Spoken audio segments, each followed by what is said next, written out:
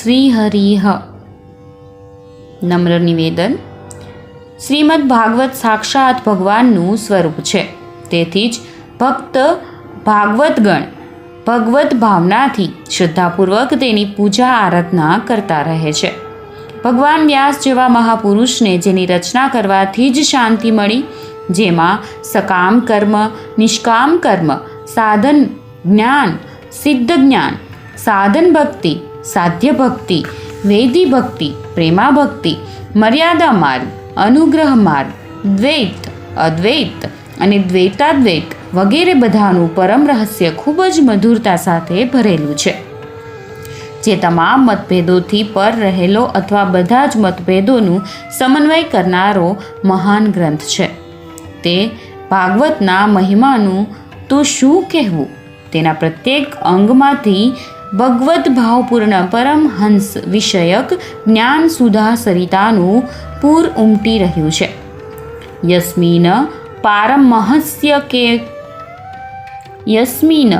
પારમહસ્ય મેકમલમ જ્ઞાનમ પરમ ગીયતે. ભગવાનના મધુરતમ પ્રેમ રસનો છલકાતો સાગર છે. શ્રીમદ ભાગવત એથી જ ભાવભક્તજનો એમાં હંમેશા અવગાહન કરે છે. પરમ મધુર ભગવદ રસથી પરિપૂર્ણ સ્વાદુ સ્વાદુ પદે પદે એવો ગ્રંથ તો બસ આ એક જ છે. તેની ક્યાંય તુલના નથી. વિદ્યાનો તો આ ભંડાર જ છે. વિદ્યા ભાગવતાવધિહ ઉક્તિ પ્રસિદ્ધ છે. આ પરમ હંસ સંહિતાનો યથાર્થ આનંદ તો તે જ સૌભાગ્યશાળી ભક્તોને અમુક હદ સુધી મળી શકે છે કે જેઓ હૃદયની સાચી લગનથી શ્રદ્ધા ભક્તિપૂર્વક કેવળ ભગવત પ્રેમની પ્રાપ્તિ માટે જ તેનું પારાયણ કરે છે.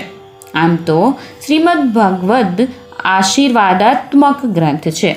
એના પારાયણથી લૌકિક તમામ પ્રકારની સિદ્ધિઓ પ્રાપ્ત થાય છે. એમાં કેટલાય પ્રકારના અમોઘ પ્રયોગોના ઉલ્લેખો છે, જેમ કે નારાયણ કવચ સ્કંદ 6 અધ્યાય 8થી સમસ્ત વિઘ્નોનો નાશ તથા વિજય, આરોગ્ય અને ઐશ્વર્યની પ્રાપ્તિ. પુંસવન વ્રત સ્કંદ 6થી અધ્યાય 19થી સમસ્ત કામનાઓની પૂર્તિ. ગજેન્દ્ર સ્તવન સ્કંદ 8 અધ્યાય 3થી ઋણમાંથી મુક્તિ, શત્રુથી છુટકારો અને દુર્ભાગ્યનો નાશ. પ્રયોગ વ્રત સ્કંદ 8 અધ્યાય 16થી મનોવાંછિત સંતાનની પ્રાપ્તિ. સપ્તાહ શ્રવણ અથવા પારાયણથી પ્રેતત્વમાંથી મુક્તિ. આ બધા સાધનોનો ભગવત પ્રેમ અથવા ભગવત પ્રાપ્તિ માટે નિષ્કામ ભાવથી પ્રયોગ કરવામાં આવે તો એમનાથી ભગવત પ્રાપ્તિના પથમાં મોટી સહાય મળે છે. શ્રીમદ ભાગવતના સેવનનો યથાર્થ આનંદ તો ભગવત પ્રેમી મનુષ્યોને જ પ્રાપ્ત થાય છે, જે લોકો પોતાની વિદ્યા બુદ્ધિનું અભિમાન છોડીને અને કેવળ ભગવત કૃપાનો આશ્રય લઈને શ્રીમદ ભાગવતનું અધ્યયન કરે છે. તેઓ જ એના ભાવોને પોતપોતાના અધિકાર અનુસાર હૃદયંગમ કરી શકે છે. આ ગ્રંથમાં શ્લોકોના માત્ર અક્ષરશઃ અનુવાદ નથી. વાચકોને શ્લોકોનો ભાવ સમ્યકપણે સમજાવવા માટે શ્લોકોમાં આવેલા પ્રત્યેક શબ્દનો ભાવ પૂર્ણપણે જાળવી રાખીને નાનામાં નાના વાક્યોમાં તેમની વ્યાખ્યા કરવામાં આવી છે. એ સાથે જ ઘણો વિસ્તાર ન થાય એનું પણ ધ્યાન રાખવામાં આવ્યું છે. આને અનુવાદ નહીં કહેતા સરળ સંક્ષિપ્ત વ્યાખ્યા કહેવાનું વધુ વાજબી ગણાશે. ઠેક ઠેકાણે ખાસ કરીને 10મા સ્કંધમાં કેટલીક જગ્યાએ શ્રી ભગવાનની મધુર લીલાઓના રસાસ્વાદન માટે અને લીલાના રહસ્યને સમજવા માટે નવી નવી ટિપ્પણીઓ પણ આપવામાં આવી છે, જેને લીધે એની સ્વીકાર્યતા અને સુંદરતા વિશેષપણે વધી ગઈ છે. એ સાથે જ આરંભમાં સ્કંદ પુરાણમાં કહેવાયેલું એક લઘુ મહાત્મ્ય શ્રીમદ ભાગવતની પૂજન વિધિ અને વિસ્તૃત પ્રયોગ વિધિ આપવામાં આવ્યા છે. અંતમાં નિવેદન છે કે આ બધું જે કંઈ થયું છે તેમાં ભગવાનની કૃપા જ કારણભૂત છે અને બીજું બધું તો નિમિત્ત માત્ર છે. હું પોતાનું મોટું સૌભાગ્ય સમજું છું અને મારા પોતાના પ્રત્યે શ્રી ભગવાનની મોટી કૃપા માનું છું કે જેથી અહીં કેટલાક મહિના ઘણું કરીને શ્રીમદ ભાગવતના જ પઠન ચિંતન વગેરેમાં વીત્યા. ભગવાન શુકદેવજી શ્રીમદ ભાગવત કથાના સંબંધમાં પોતાનો અંતિમ ઉપદેશ અને અભિપ્રાય આપતા પરીક્ષિત રાજાને કહે છે કે આ સંસારમાં અતિ પ્રતાપી અને યશસ્વી રાજા મહારાજાઓના રૂપમાં મહાપુરુષો થઈ ગયા. તેમનામાં રહેલા જ્ઞાન વૈરાગ્ય રૂપી સારત્વને ગ્રહણ કરવાના હેતુથી ઉપદેશ આપવા માટે આ શ્રીમદ ભાગવતની કથામાં તે પરમ ભગવદય રાજાના ચરિત્રોનું વર્ણન કર્યું છે. તેથી એક વાત સ્પષ્ટ છે કે ભગવાન શ્રી કૃષ્ણના ગુણાનુવાદની કથા સમસ્ત અમંગલોનો નાશ કરનારી છે. મોટા મોટા મહાત્માઓ પણ તે જ કથા રસમાં મગ્ન રહે છે.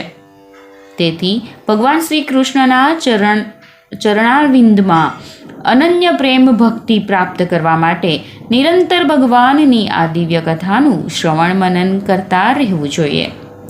ઘણા સમયથી શ્રીમદ ભાગવતનું ગુજરાતી સંસ્કરણ પ્રસિદ્ધ થાય એવી માંગણીના સંદર્ભમાં આ શ્રીમદ ભાગવતનું ગુજરાતી સંસ્કરણ ગુજરાતના ભાવિકજનો માટે પ્રસિદ્ધ કરતા અમે આનંદ અનુભવીએ છીએ. આ ગ્રંથનો હિન્દી અનુવાદ પૂજ્ય ભાઈજી શ્રી હનુમાન પ્રસાદજી પોદ્દાર, શ્રદ્ધેય સ્વામી શ્રી અખંડાનંદજી સરસ્વતી અને શ્રદ્ધેય સ્વામી શ્રી સનાતન દેવજી મહારાજ વગેરેએ કર્યો હતો. મોટા ભાગે તે જ હિન્દી અનુવાદના આધારે આ ગુજરાતી સંસ્કરણના પહેલા ખંડનો અનુવાદ પ્રો શ્રી જોઈતારામભાઈ એમ પટેલ અમદાવાદ દ્વારા અને બીજા ખંડનો અનુવાદ શ્રી દ્વારકાદાસ બી ભટ્ટ અમદાવાદ દ્વારા કરવામાં આવ્યો છે. બંને ખંડના સંપાદન કાર્યમાં શ્રી દ્વારકાદાસ બી ભટ્ટ અમદાવાદનો સહયોગ મળેલ છે. અમે આ બંને મહાનુભાવોના આભારી છીએ. આ ગ્રંથના બંને ખંડના પ્રૂફ સંશોધનના કાર્યમાં જયેશભાઈ રાવલ અમદાવાદનો સહયોગ મળેલ છે. તેમ છતાં આ બધું થઈ રહ્યું છે તેમાં ભગવાનની ઈચ્છા અને કૃપા જ કારણ છે. અન્ય બધા તો નિમિત્ત માત્ર છે. ખૂબ જ સાવધાની રાખવામાં આવી હોવા છતાં આટલા મોટા અને ગૂઢ ગ્રંથને તૈયાર કરતા જ્યાં ત્યાં ભૂલો અવશ્ય રહી હશે. ઉદાર વાચકોને વિનંતી છે કે તેમને મૂળ સંસ્કૃત શ્લોકો અનુવાદ અને છપાઈમાં જ્યાં ભૂલ દેખાય કૃપા કરીને વિગતવાર લખી જણાવે, જેથી આગામી સંસ્કરણમાં યથાયોગ્ય સંશોધન કરી શકાય. વાચકોને પ્રાર્થના છે કે અસાવધાનીવશ થયેલી ભૂલો માટે અમને ક્ષમા કરે. પ્રકાશક મહર્ષિ વેદવ્યાસ રચિત શ્રીમદ ભાગવત મહાપુરાણના વાંચનમાં સ્કંદની શરૂઆત કરતાં પહેલાં આપણે શ્રીમદ ભાગવત મહાત્મ્ય વિશે વાત કરીશું. જેમાં આવતા વિવિધ પ્રકરણોમાં જોઈએ તો દેવર્ષિ નારદનો ભક્તિ સાથે ભેટો, બીજું છે ભક્તિનું દુઃખ દૂર કરવા માટે નારદજીનો પ્રયત્ન, ત્રીજું છે ભક્તિના દુઃખનું નિવારણ, ચોથું છે ગોકર્ણ ઉપાખ્યાનનો પ્રારંભ, પાંચમું છે ધુંધુકારીને પ્રેત્યયોનિની પ્રાપ્તિ અને તેમાંથી ઉદ્ધાર, અને છઠ્ઠું છે સપ્તાહ યજ્ઞની વિધિ. આ બાદ આપણે પહેલા સ્કંદથી શ્રીમદ ભાગવત મહાપુરાણની શરૂઆત કરીશું. ચતુઃ શ્લોકી ભાગવત અહમેવા સમેવાગ્રે નાન્યદ યત સદસત પરમ પશ્વાદહમ યદેતચ્ચ યોડવિષ્યતે સોડસમ્યહમ ઋતેડર્થ યત પ્રતીયેત ન પ્રતીયેત ચાત્મનિ તદ્વિધાદાત્મનો માયામ યથા દડભાસો યથા તમઃ યથા મહાંતિ ભૂતાની ભૂતેષુ ચા વચ્ચેષ્વનું પ્રવિષ્ટાન્યપ્રવિષ્ટાની તથા તેષુ ન તેષ્વહમ એતાવદેવ જિજ્ઞાસ્યમ તત્વજિજ્ઞાસુ નાડત્યગ્મનઃ અન્યયવ્યતિરેકાભ્યામ યત સ્યાત સર્વત્ર સર્વદા. સૃષ્ટિના પૂર્વે પણ હું જ હતો, મારાથી ભિન્ન કશું પણ ન હતું, અને સૃષ્ટિના ઉત્પન્ન થયા પછી જે કંઈ પણ આ દૃશ્ય થનારા પદાર્થો છે તે હું જ છું, જે સત, અક્ષર, અસત, ક્ષર અને તેનાથી ન પર એટલે કે પુરુષોત્તમ છે, તે બધું જ હું છું, તથા સૃષ્ટિની સીમા પછી પણ હું જ છું, અને આ બધાનો નાશ થઈ ગયા પછી જે કંઈ રહે છે તે બધું પણ હું જ છું.